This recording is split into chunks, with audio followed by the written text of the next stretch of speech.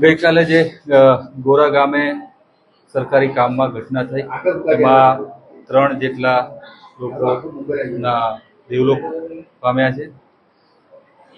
પ્રથમ તો આપ સૌના માધ્યમથી શ્રદ્ધાંજલિ પાઠવું છું. સાથે એમના પરિવારજનોને પણ ઈશ્વર આ દુઃખની ઘડીએ ખૂબ શક્તિ આપે એ પ્રાર્થના કરું છું.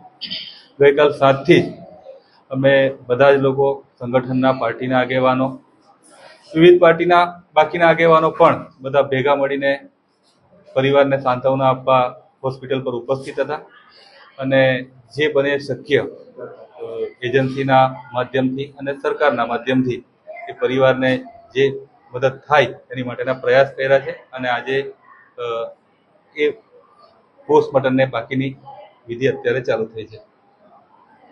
ખાસ કરીને જે કઈ રીતની પરિવારને આર્થિક સહાય મદદ કઈ રીતે આયોજન સરકાર નક્કી થયું? બધા જ આગેવાનો બેઠા, પરિવાર જોડે પરામર્શ કર્યો, સરકારી અધિકારીઓ સાથે પણ બેઠા અને એજન્સી દ્વારા અત્યારે 50 લાખ રૂપિયા મૃતક વ્યક્તિના પરિવારને આપવાની વાત છે.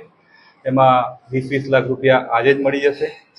સાથે સાથે એમના પરિવારમાંથી જેમને જે લોકો નોકરીને પાત્ર છે એમને નોકરી આપવાની પણ વાત છે અને બાળકને ભણતરની ચિંતા કરવાની પણ વાત છે.